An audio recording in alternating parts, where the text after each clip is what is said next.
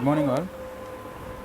Today we will discuss about general design requirements as per IS 456-2000 for beams. So today we will discuss about some of the codal provisions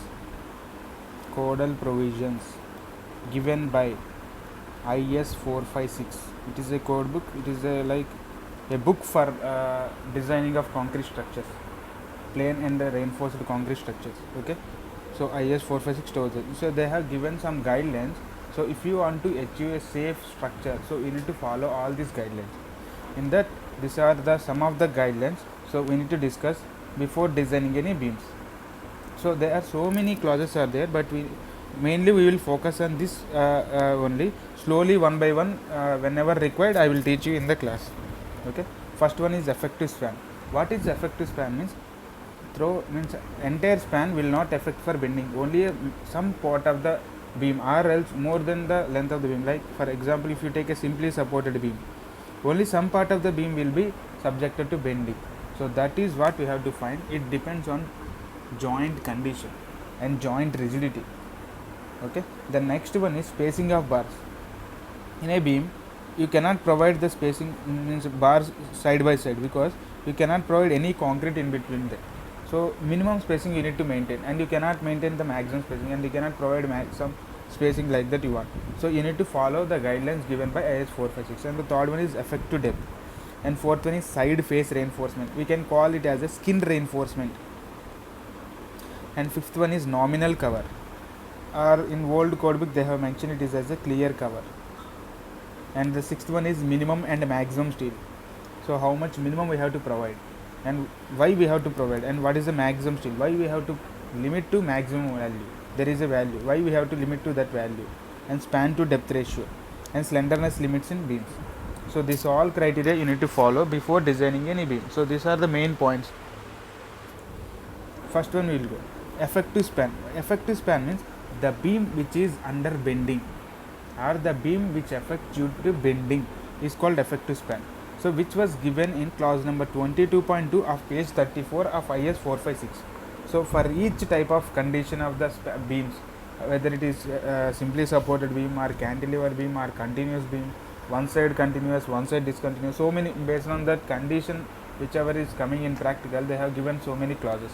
So the first clause is for a simply supported beam. For a simply supported beam, what they have tell is, for example, if this is a beam,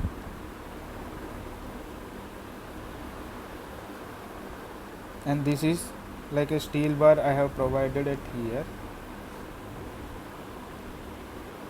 This is effective depth. This is the width of the column or support or any wall, bearing wall.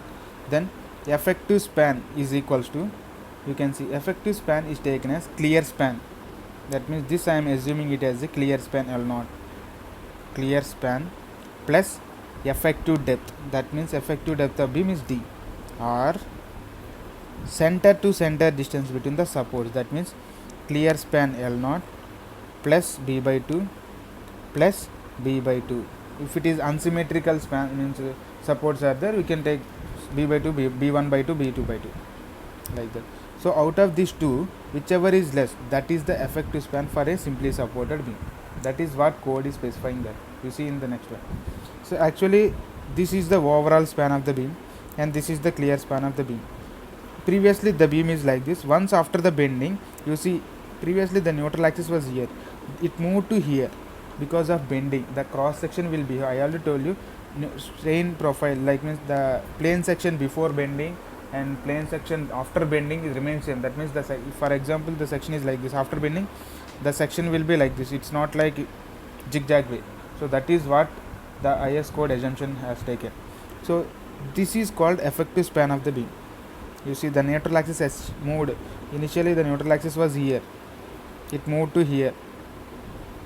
Okay, the middle black one. So this is called effective span of a simply supported beam. That is can be calculated. It was given in page number 34 of IS 456. You see hereafter I will not mention codebook. Codebook means IS 456 only. Only clause number and page number I will mention. Unless otherwise specified, the effective span of a member shall be as follows.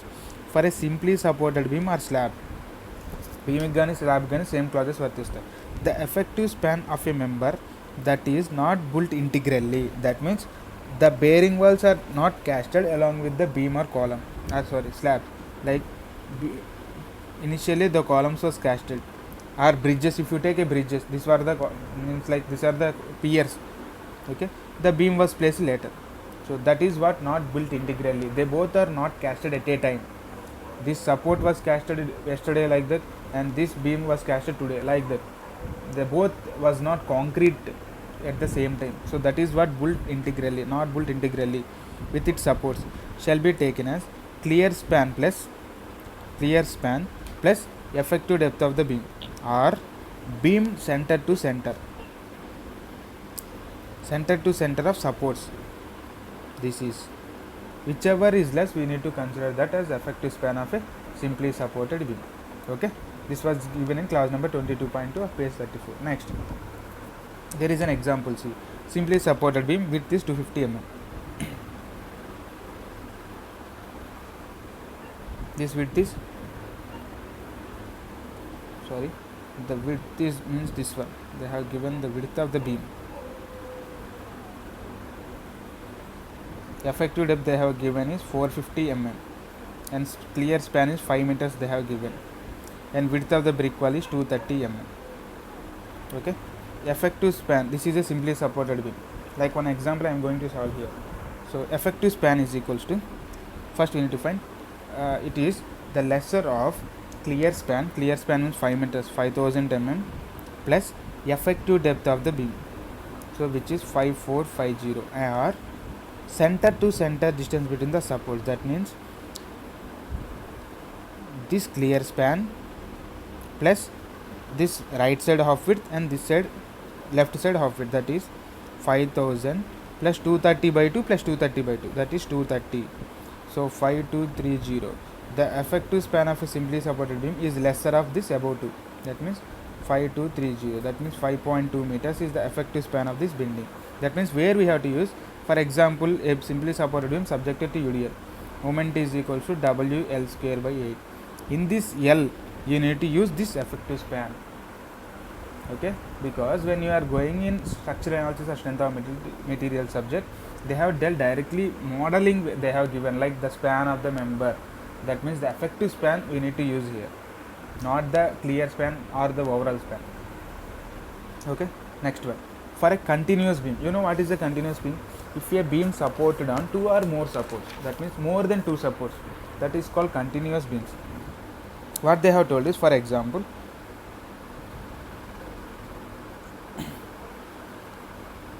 this is a 2 span continuous beam. Okay, if width of the support is less than or equal to 12 by 12, that means, for example, if I am taking this as a LC clear span, if this width B is less than LC by 12, in this condition the effective span is taken as lesser of the following. That means as per simply supported condition only. Understood? If the width of the support is less than 1/12 of clear span of that span, then for these beams we can take as per simply supported classes only. Whatever the values which is valid for simply supported, the same values we can use here. Instead of that, if width of the support is greater than LC by 12, this means if the width of this support is more than LC by 12, that means 1/12 of clear span or 600 mm, whichever is less, the effective span is taken as L is equals to LC, that means the clear span. For example, these are the bearing walls or columns or whatever it may be. This is LC. For example, if this width of the support is more than LC by 12, then the effective span of this beam is equals to clear span. Okay, then for end span, see, up to here it is okay. As follows, whichever the effective span is taken as, first one, see, for end span with one end fixed and other end continuous. For suppose this is a fixed support, this is a continuous support. Okay, for end span with one end fixed, this is the end span, one end fixed and other end continuous. For intermediate span, this clear span is equals to effective span. The second one, for end span with one end free. One end free means, for suppose like this is continuous, you just assume this is a continuous, this is the end span. For end span with one end free, see this, let me go for next clear slide. Yeah, see,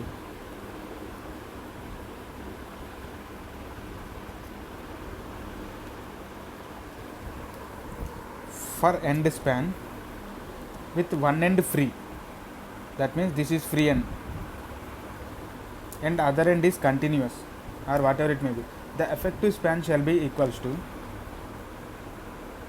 the effective span shall be equal to clear span plus half of effective depth of the slab or beam, or clear span plus half of the width, whichever is less. Out of these two, the smaller will be the effective span of that beam or slab. Okay, next one.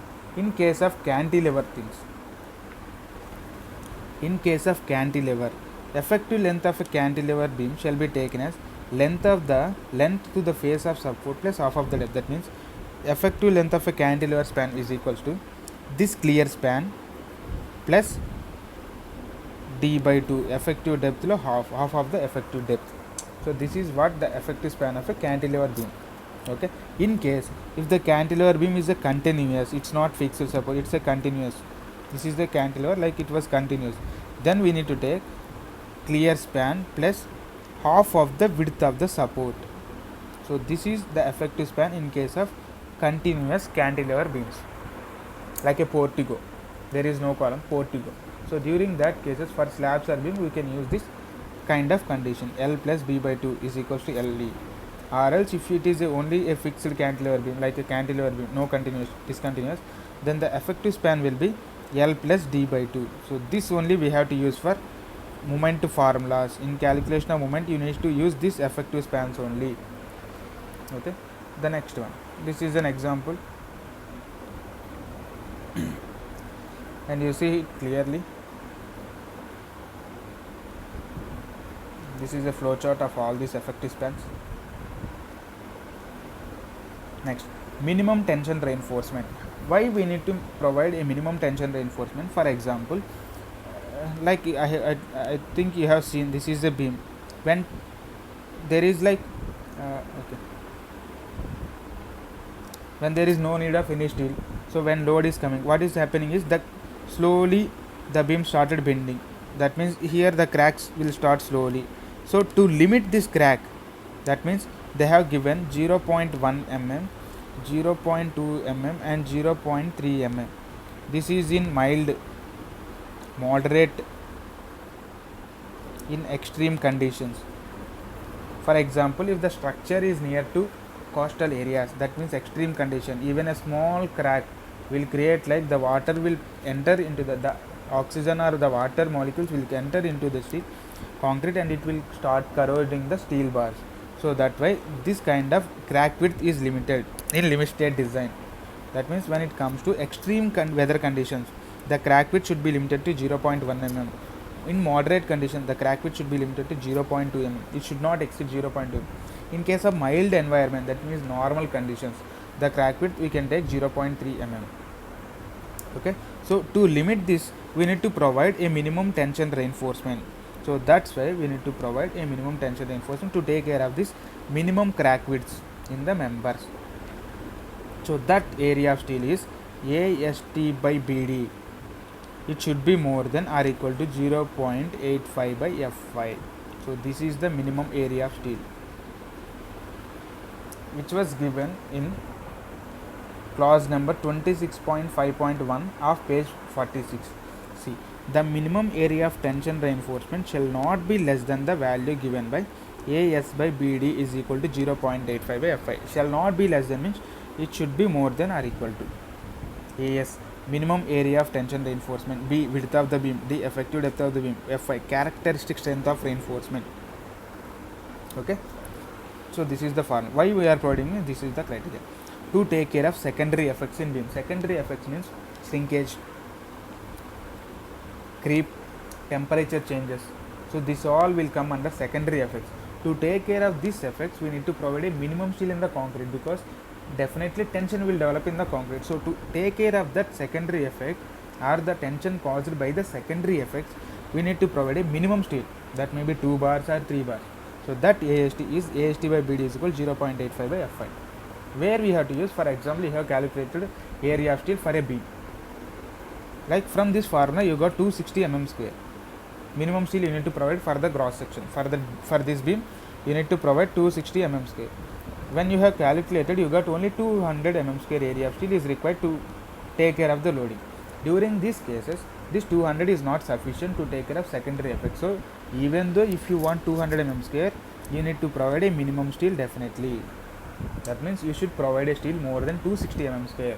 It's not exact value, it's like just for example I have taken from this formula. If I got 260 mm square means you have to provide a steel more than or equal to 260 mm square. Okay, so this was given in clause number 26.5.1.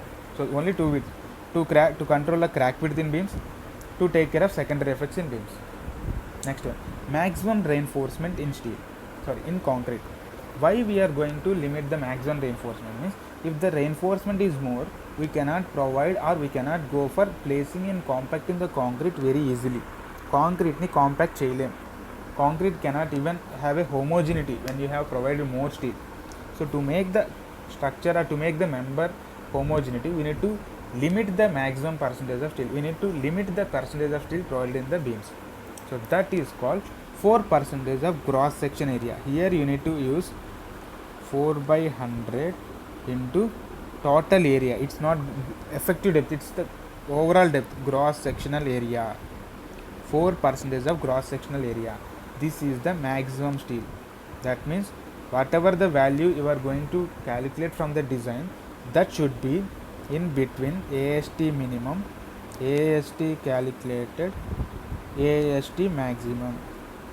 That means whatever the area of steel that you are going to calculate, it should be in between minimum and maximum value. So that maximum value is 4% of gross area. So the limit of maximum steel reinforcement is based on ease in placing and compacting concrete in formwork.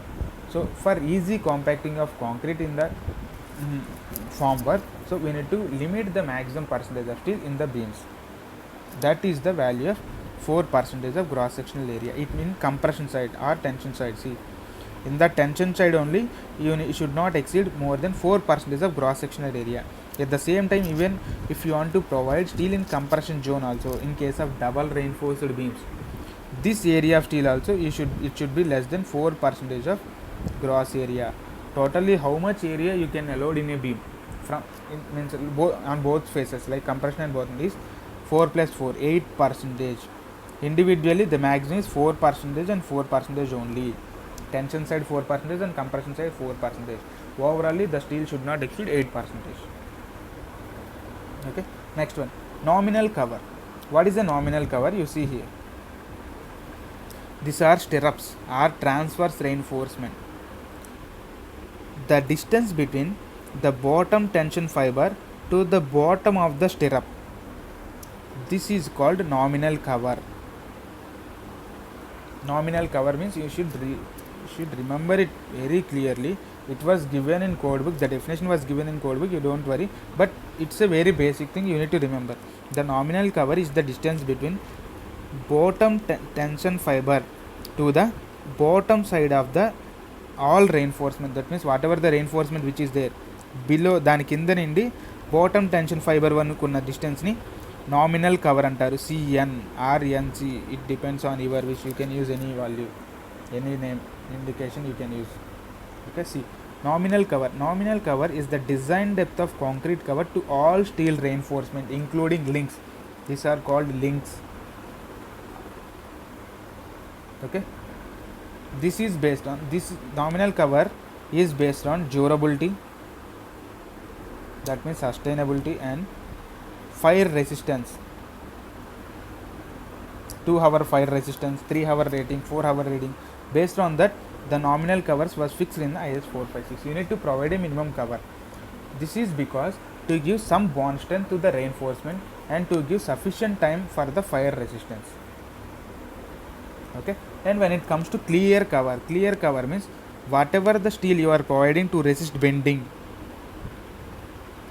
below the bending steel to bottom of the tension fiber. That means tensile fiber extreme దగ్గర వరకు ఉండే డిస్టెన్స్ని clear cover అంటారు దాన్ని. It was used in old code book. That means based on working stress method. That time they have given only based on durability condition. Durability condition base చేసుకొని, durability means like corrosion, so RLs penetration of oxygen, penetration of CO2, penetration of acids, all these all will come under durability condition. Based on this condition for 25 years or 50 years or whatever it may be, based on the life means structural duration, like a structural life of the structure, so they have given these values. This is called CC, clear cover. And the difference between nominal cover and clear cover is, clear cover is based on durability only, nominal cover is based on durability and fire resistance. The function of cover is to protect the steel against corrosion. That is what durability. To give proper bond between steel and concrete. Proper bond between the steel and concrete. Use it to protect steel reinforcement and provide bond between steel and concrete. 2 and 3 are same. Okay. So how much we have to give this CN? Means for a mild exposure, you need to use 20 mm cover, not less than 20 mm. It should be more than or equal to 20 mm. For a moderate condition, 30. For severe condition 45, for very severe condition 50, extreme condition 75. You need to remember, for slabs nominal cover is 50 mm, for beams it is 20 mm. Okay, for slab 15 mm, beams 20 mm, for columns it is 40 mm, for footings it is 50 mm. Generally these are the values we used in practice, which is in mm. These are the nominal covers. Okay, and see, there are some notes as given. You can use this whenever you want to use. For main reinforcement up to 12 mm diameter, that means when the diameter of bars is less than or equal to 2 mm, for mild exposure the nominal cover may be reduced by 5 mm. That means for mild exposure, what is the value? 20 mm. So we can reduce it by 5 mm. That means 15 mm. We can use 15 mm. That's why in slabs generally we use only 10 or 12 mm only. That's why for slabs we have given 15 mm minimum cover. And unless specified otherwise, actual concrete cover should not deviate from the required nominal cover by 0 or 10 mm. Why we are limiting is, for example, you have designed at a particular place, like means at this place I have designed, like I assume this steel reinforcement is at this place, and this is the effective depth. I already told you, for a suppose if because of some problem in the site we have deviated to near to the bottom of the tension side, so what is happening? The lever arm is increasing. No problem. That's why, see, cover has been calculated from the bottom. That means it should not go beyond. It can come to the bottom side, but it should not go beyond, because when it is moving by that value, so this is creating less lever arm. That means the moment carrying capacity of the steel can be decreased. So that's why there is a deviation required. That means the deviation should not be more than 0 or plus 10 mm. That means it cannot go bottom side, but it can go to the top side. That means it can move this top side towards the neutral axis, but it cannot go towards the bottom side, because if it is moving towards the bottom side, there is a durability or fire resistance issue will come. Okay, this is given in page table 16 of IS 456. Next is, see, mild condition, moderate condition, what is severe condition, what is very severe, what is extreme, those all has given here. Okay, fire resistance, this is nominal cover to meet specified period of fire resistance. For example, if the member should resist 1 hour fire resistance, okay, then you need to provide 20 mm. In case of continuous beams, 20 mm you need to provide. In case of slabs, you need to provide minimum nominal cover of 20 mm. Ribs means like this, it will be their structure, like it's a slab having some ribs, 20. Based on this, you need to provide nominal cover to the members. Next is effective cover. Effective cover means, you see, nominal cover means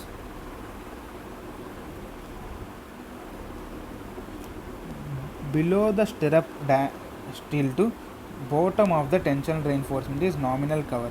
The effective cover is the bottom of the tensile zone to centroid of the steel.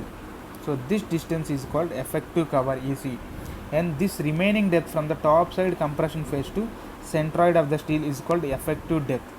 If overall depth of the beam is equal to effective depth plus effective cover, this is the overall depth of the beam. Okay, this is for a one layer, and when it comes to two layers, you see two layers. When it comes to two layers, you need to provide at the ends only, not at the middle like this. You should provide at the ends first, then if any extra is there, then you need to provide in the middle. Okay, more diameter should provide at the corners. More diameter. If for example I am going for 2 bars of 20 mm dia, 2 bars of 22 mm dia, this 22 mm dia should provide it at the ends, at the corners. In the middle less diameter, here also less diameter you need to provide. Okay, see, when it comes to two layers, the effective cover is distance between bottom fiber or extreme tension fiber to the centroid of steel. For suppose the centroid of steel is at here, so this distance is called effective cover, and this distance is called effective depth. If you combine this all these two, D plus effective cover is equals to overall depth of the beam. Okay, this is used for calculation. Only the effective depth of the beam is only used for calculating a moment of resistance. We are not using effective cover because this effective cover is only for bond purposes. It's not for resisting purpose. It's only to give some protection to the steel, to not to corrode. Okay. Next, these are the examples. Like I have given size of the beam is 250, 650. Overall depth, this is 250 from this fiber to this fiber, and this fiber to this fiber it is 650. They have given 3 bars of 25 mm dia. Okay, effective cover is equal to nominal cover 25 mm. Like I am assuming this is nominal cover 25 mm plus, like see, this nominal cover is 25 mm, and they have taken this stirrup diameter is 8 mm dia. Okay, then what you have to find is, you need to find the effective cover. Effective cover is this nominal cover 25 plus diameter of stirrup 8 mm plus this diameter of bar lo half of the distance, so pi by 2. So this is effective cover of the beam. Okay, like this you need to find effective cover. In case of two layers, the same way you need to follow. You need to add like this nominal cover, this stirrup dia, this diameter half plus this distance, the spacing, vertical spacing distance, these two bars la half you need to add. Okay, diameter of large diameter in lower layer plus half of the diameter of bar. Next one, what is the effective depth? I already told you on the previous slide what is the effective depth means. From the overall depth you need to remove effective cover. This is the effective depth. This only will be used in case of moment of resistance calculation, because this effective cover is only for bond purposes or safety purpose, to not to corrode the steel. Okay, definition of effective depth is the distance between centroid of area of tensile reinforcement and to the maximum compression phase. So this is called effective depth of the beam. Okay, next, side face reinforcement, we can call it as a skin reinforcement. Skin reinforcement, as you know, when the beam is subjected to torsion or they may be subjected to torsion, the safest structure is the box type of structure. In strength of materials, you may know the safe structure for the torsion is box structures. So to create that box action, when the depth of the beam is more than 750 mm, when depth of the beam is more than 750 mm, there may be a chances of developing torsion in the beams. 1 minute.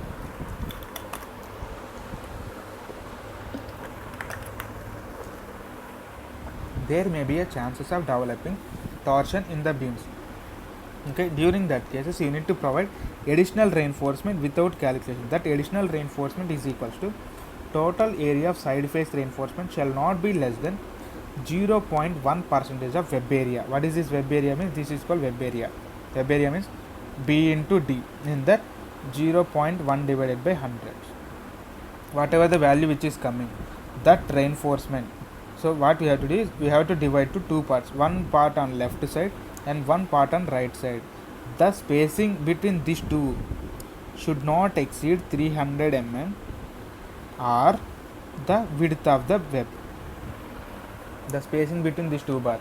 For example, if the spacing is coming 400 mm, what we have to do is, even though you have got only two bars on the left side, you need to provide an additional reinforcement, because it's not satisfying the spacing criteria, not only the area criteria. If it is failing in spacing criteria also, even though if it is not required, you need to provide to satisfy the spacing criteria.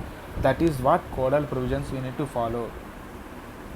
Okay, see, side face reinforcement and skin reinforcement. When the depth of the beam exceeds 750 mm, or when the depth of the web in a beam exceeds 750 mm, side face reinforcement should be provided along the two faces.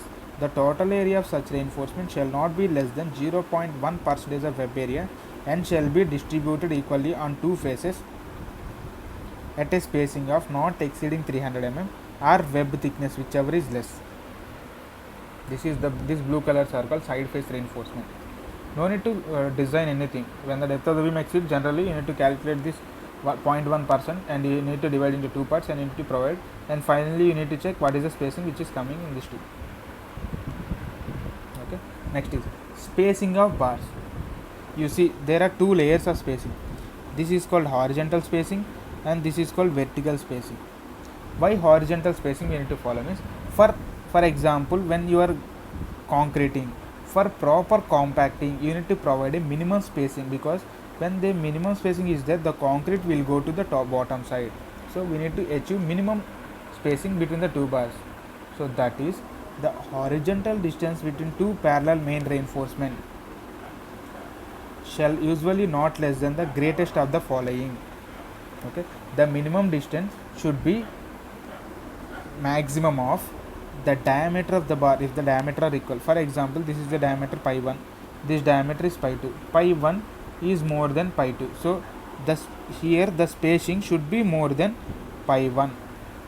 The diameter of largest bar diameters are unequal. Okay, 5 mm more than the nominal maximum size of coarse aggregate. For example, for the concrete you are using 15 mm aggregate size, so you need to give a minimum spacing of 15 plus 5, that is 20 mm. You need to provide a minimum spacing of 20 mm between the reinforcement, horizontal spacing. When it comes to vertical spacing, this is the vertical spacing.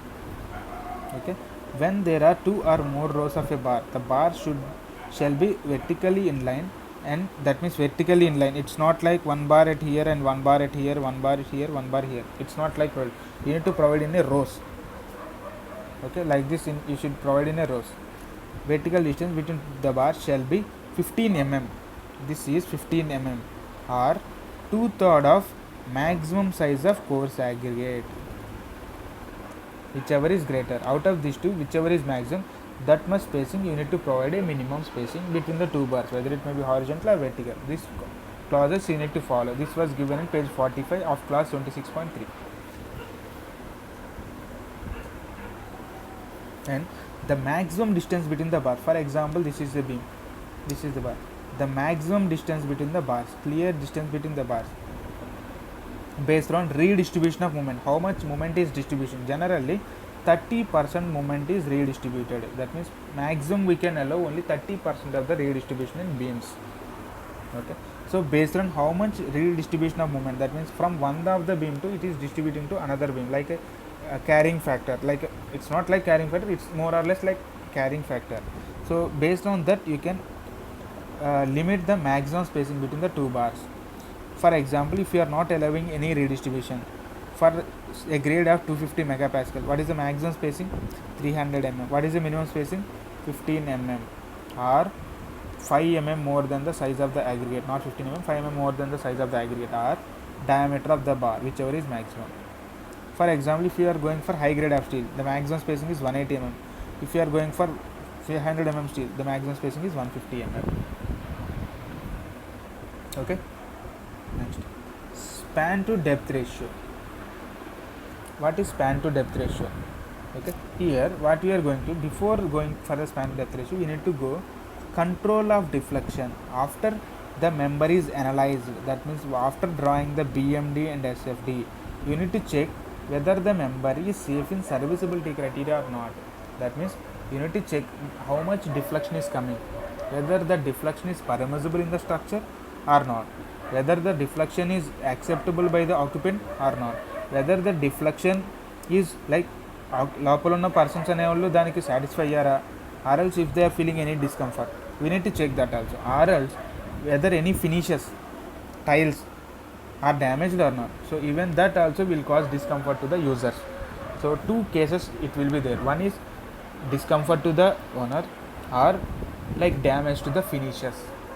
Okay, the first one, see the overall deflection due to all loads including shrinkage, creep, temperature, everything, long term effect, short term effect, the span to the deflection should not exceed span by 250.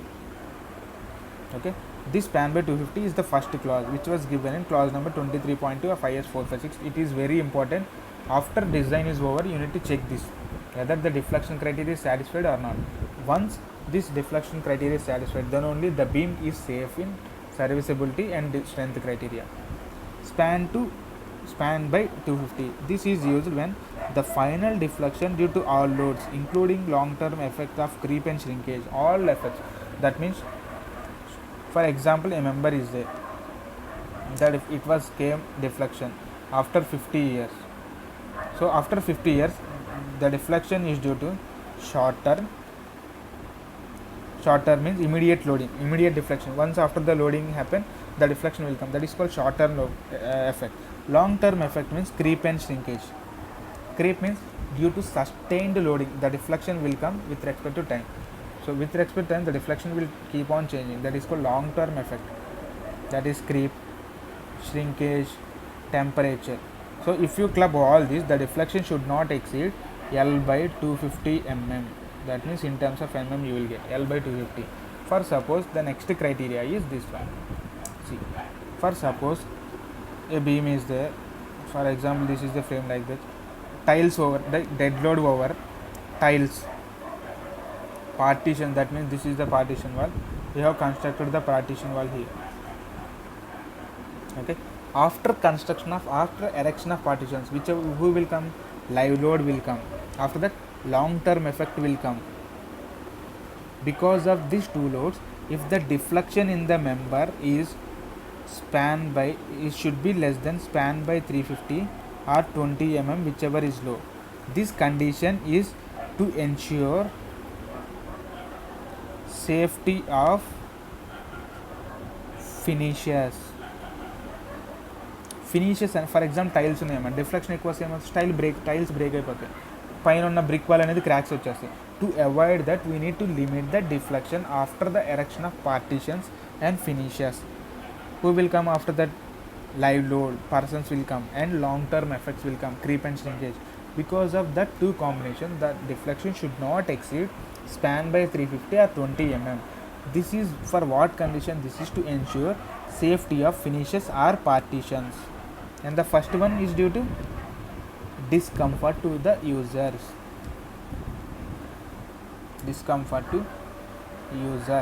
Second one is not for the users, it is for the finishers. Even means at the end only, even if the finishes was broken, you may feel discomfort, that is second case. But the first one is discomfort to the users and second one is the discomfort or damage to the partitions or finishes. Okay, so we cannot directly design to check all these things. So in order to check or in order to satisfy all these things, we need to go for less number of trials. So for going less number of trials, we need to follow this span to depth ratios while designing the members. That means with less number of trials, if you want to design a beam, less number of trials, you don't know because you have designed a beam, రెండు check చేస్తావు, ఒక deflection check చేస్తావు, ఇంకోటి సర్వీసబిలిటీ deflection check means సర్వీసబిలిటీ check చేస్తావు. In case if any of the member is failed, again you need to calculate from the initial, right? So in order to reduce that trials, the code has given some specified span to depth ratios. 1 minute.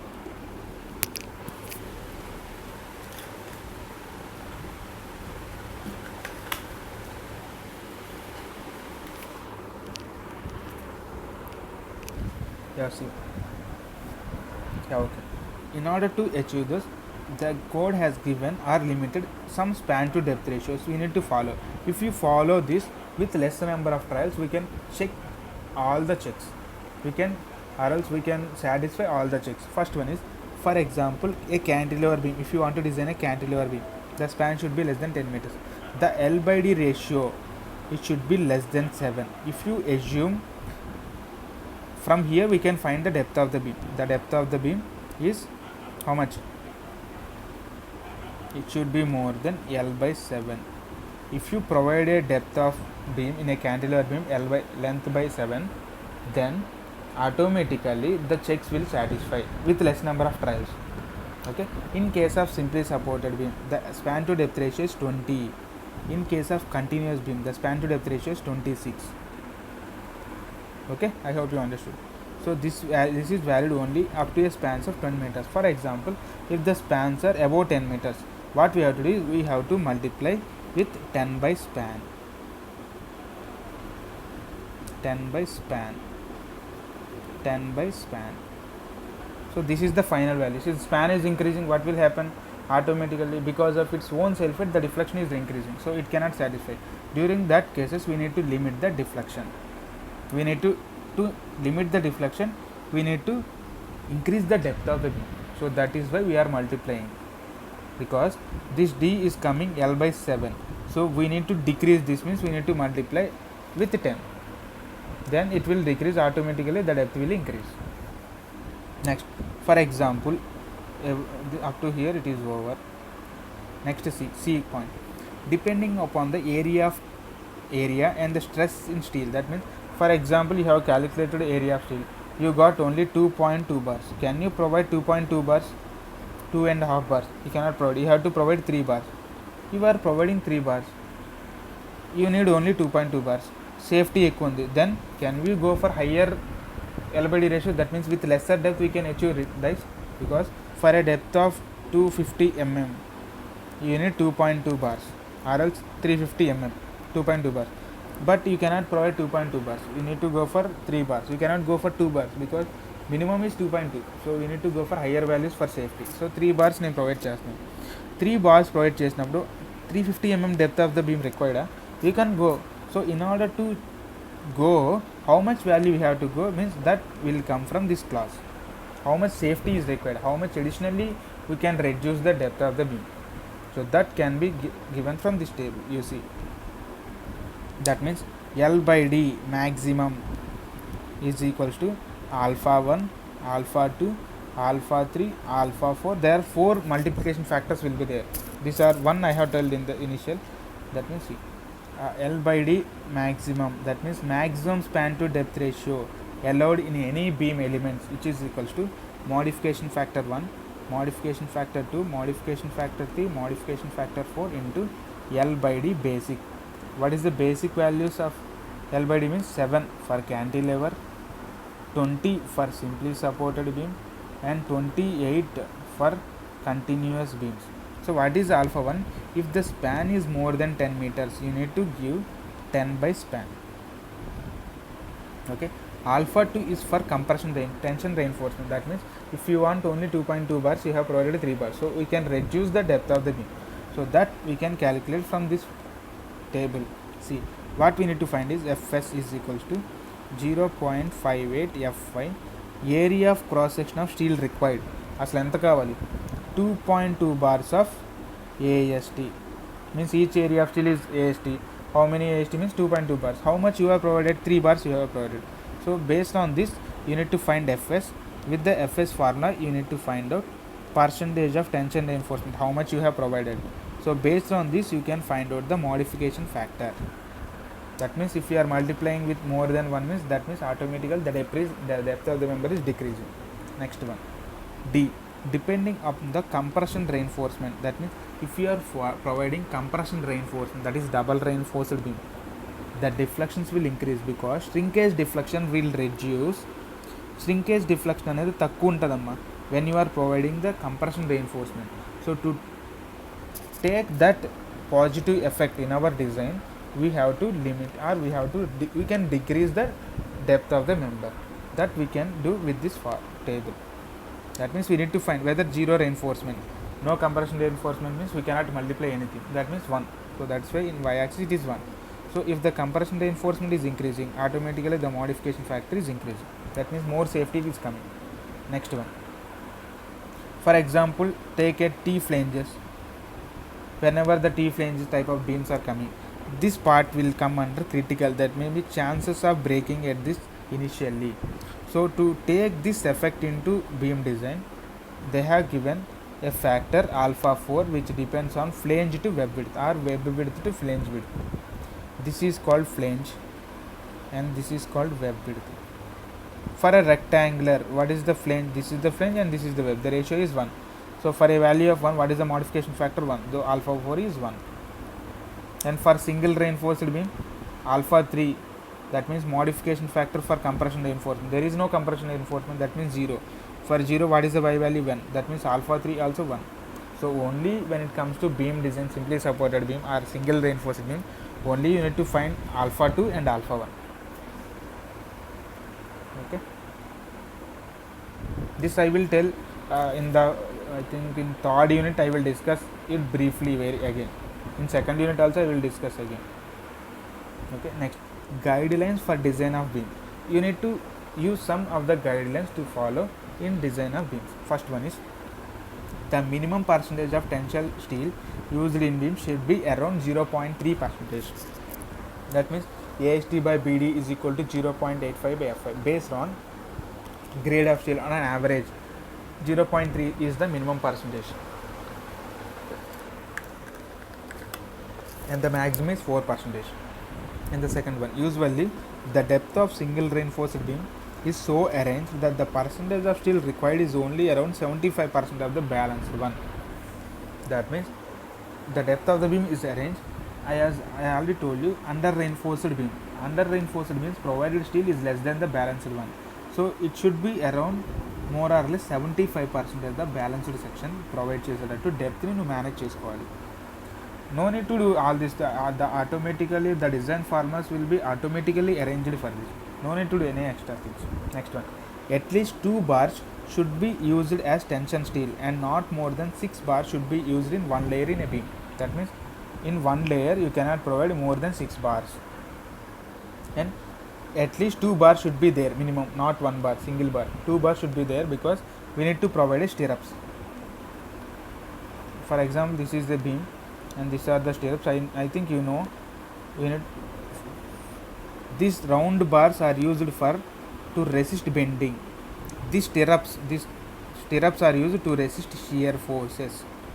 So in order to be this shear reinforcement in position, you need to use this binding wires. So in order to use this binding wire, you need to provide a minimum 2 bars at this corner so that it will hold the shear reinforcement. In order to not to move the shear reinforcement, you need to provide a 2 bars at these junctions. Okay. Next, the diameter of hanger bars. Hanger bar means not design reinforcement. Generally we will provide to hang the shear reinforcement. That should not be less than 10 mm, and that of main reinforcement in tension 12 mm. Minimum 12 mm diameter you need to use in beams. The usual diameter of bar chosen for beams are 10, 12, 16, 20, 22, 25 and 32. Generally this kind of things only we will use, this kind of dimension. And this all blah blah blah. Usually width of the beam should be 150 mm, 200 mm, 230, 250, 275, 300 for every 25 mm multiply. 230 is generally used because it is equal to the 9 inches, more or less 9 inch. Next one is slenderness limit for rectangular beams. What is happening? I think you know, when the length of the beam is more, even when the dead load is acting, it may be subject to some vibrations because of slenderness effect. See, for example, this is a beam, very depth beam, very length. When a load is subjected, so this will subjected to oscillations, or this will subjected to like this. Initially it will be bent like this. So in order to avoid this kind of slenderness effects in the beams, we need to limit the span of the beams. So that is given in this clause. That means a simply supported beam or continuous beam shall be so proportioned that the clear distance between the lateral restraints, that means this is a fixed beam, this is the clear span. LC. This clear distance between the lateral distance doesn't exceed 60b. If width of the beam is b, then it should not exceed 60b or 250b square by d. This is in case of simply supported beam. In case of cantilever beam, the clear distance between the free end and fixed end shall not exceed 25b or 100b square by d, whichever is less. These are the maximum spans of the beams only, nothing. Maximum span, it should be limited, clear span, maximum clear span.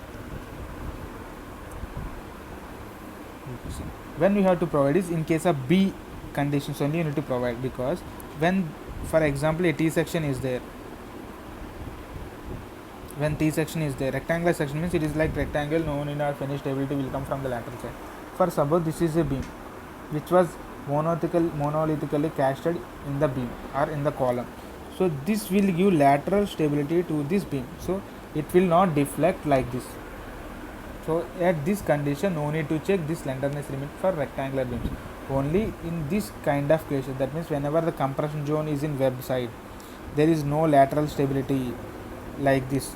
In the first case there is a lateral stability to the compression phase, there is no lateral stability to the compression phase in this second condition. So for these cases you need to follow these limits, this limit 60b, 250b square by d, or 25b or 100b square by d. Okay, next you see, in case of simply supported beam, the tension will come in the bottom side, that's why steel is provided in the bottom side. In case of cantilever beam, how it is deflecting means it's deflecting like this.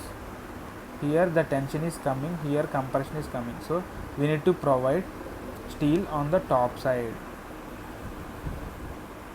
Okay. In case of continuous beams, what is happening is the bending moment will be like this. Here hogging, sagging, hogging, sagging. So wherever tension is coming, you need to provide. See, here the hogging is coming on the one side, so you need to provide the top side, tension will come. Here the tension will come on the top side, here the tension will come on bottom side. So wherever tension is coming, you need to provide the tension reinforcement in that zone. This is called OPC, POC, point of contraflexure. At this junction, the steel will transfer from one zone to another zone like this. See, this is the point of contraflexure. At this point, the steel reinforcement is changing its location from the one side to another side. That means tension side in the bottom side to the tension to the upside to the nearest zone. That means end zone. Next, you see, same beam. If you provide vertically, the depth is parallel to vertical direction, and the same beam if you provide depth, that means the longer dimension horizontally, so this will be subjected to more deflection. This will not subjected to more deflection because moment is directly proportional to moment of inertia. That means moment of resistance of the section is directly proportional to moment of inertia. Moment of inertia for rectangular is bh cube by 12. Okay, when depth is more, moment of inertia will be more and moment of resistance will be more. That means the particles are distributed from the neutral axis away from each other, so it will resist more loads. That means it will give less deflection for the same loads which is carrying by B into H, this second case. Okay, that's why generally when it comes to beams, the width of the beam is kept constant. Whenever the redesign is coming, only we are increasing depth part, because the depth is having a property of power 3 and width is having a property of power 1. So that is why this is the second case why we are going to increase the depth of the beam and not on the width side. Okay, next one, critical section for bending in beams. For suppose there is a beam like this.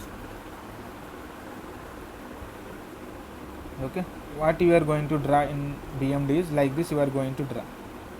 Okay, but for what bending moment you need to calculate the steel is, the critical section for moment is telling is for monolithic construction. That means this beam and this column and this column and this beam was casted at the same time, shall be used in the design of member at those locations. That means the moment computed at the face of the support, that means at this support whatever the moment is coming, so for that moment only you need to design the steel at here. Okay, the critical section for bending is at the face of the support. So that's why you see in this diagram from ETABS, there is a gap between these two diagrams. This means this is the column dimension, this is the center line of the column, and this is the column dimension, that is it is the face of the column.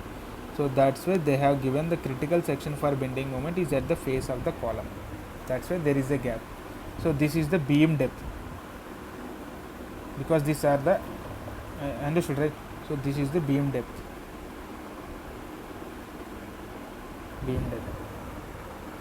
Okay, next, in case of critical section for shear, as you know from your mechanics onwards, like Shanta middles onwards, you are able to hear this, like you are means you have, I think you have seen the critical section for shear is at a distance d from the face of the column or face of the support when it is subjected to compression loading. For example, this is a support which is causing compression loads to this member.